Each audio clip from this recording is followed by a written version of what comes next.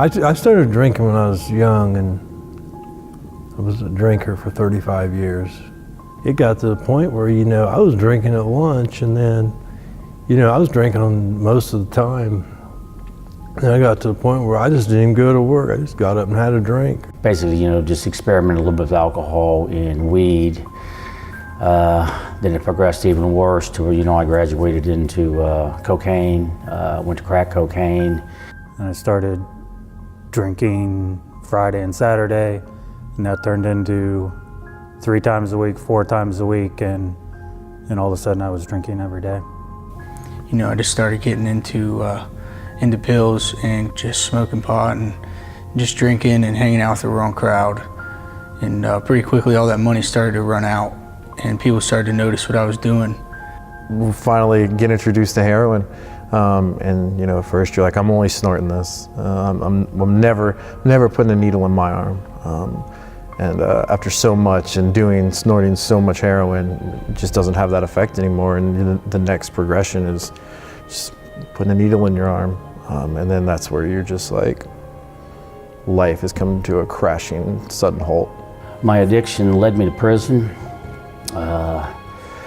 led me to make a lot of bad decisions that I still regret to this day. I've hurt a lot of people. I started to destroy relationships around me. I started to lose friends and isolate. So I just came to a point where I just, I was just about ready to drink myself to death. Only by the grace of God did I get a text message from my mentor, Rusty Toadvine, and asked me how I was doing.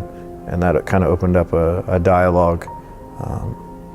And we talked for a little bit, and he's like, so what do you want? What do you want to do? And I was like, I just need help. And he's like, well, I know this place called The Refuge.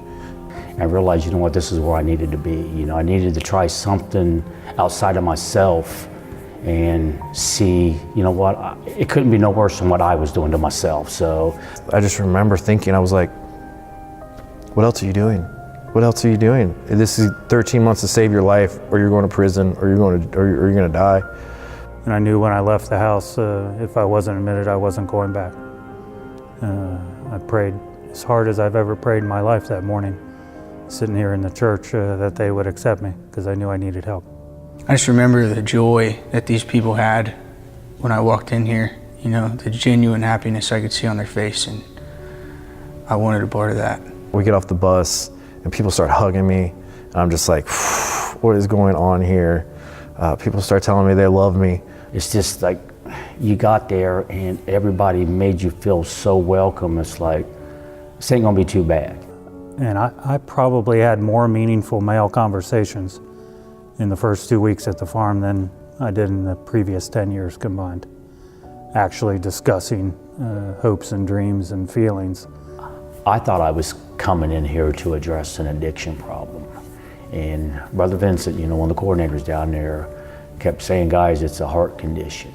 And he said, Jesus Christ was the antidote. After that first week, just experiencing a whole new heart change, a whole new desire, sobriety quickly became a byproduct. My first family day in Lancaster, my wife and all 4 of my daughters were there, which really surprised me. I had no idea they were all coming.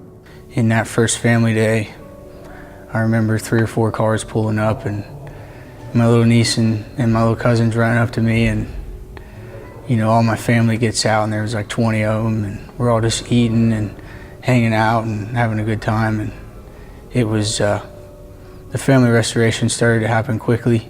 The things that we do on a daily basis, going out and working, getting up every single day, strapping on those boots, whether or not it's 10 degrees outside or it's 100 degrees outside, and going and putting in a true day's labor is something that I don't know that I've ever experienced before, at least sober. Going back to work, it's one of the most important things to me. God healed me. He took away the desire to drink, and I can get up every morning and go to work, and I can function all day long.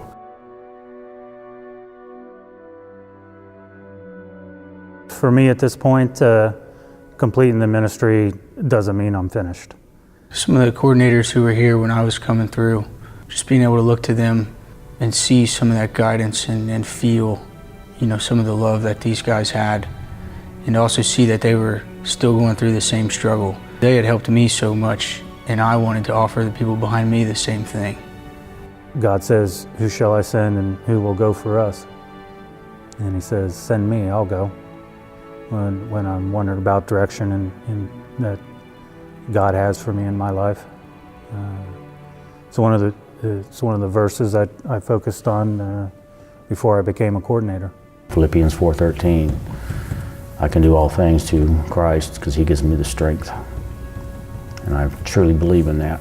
And it gives you that purpose now, at least for myself. I know I belong to something, and knowing that no matter what, he's always going to love us. I didn't know it in the beginning, but God was giving me new friends. I mean, real friends. And when I started to notice this, I started to notice how much I cared about these guys. And some of these guys are like family to me. And I love them. I do. Coming to the refuge gives you the chance to redeem yourself. Because there's nothing you've done in the past that puts you beyond God's love and forgiveness. You have to be ready to fully surrender, fully submit, and fully sacrifice everything else in order to get in touch with God and finally understand what he actually has for you, what he has mapped out for you.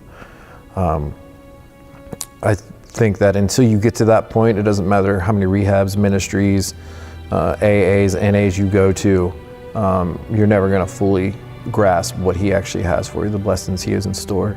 You don't have to do it alone anymore. There's a group of men, a body of men who are willing to share that burden with you and are willing to walk it out with you. You don't have to hide anymore. You don't have to try and run from it anymore. If you're hearing this, this is a call to give it a try. Sobriety quickly becomes a byproduct when the Lord enters your life, and it's life-changing.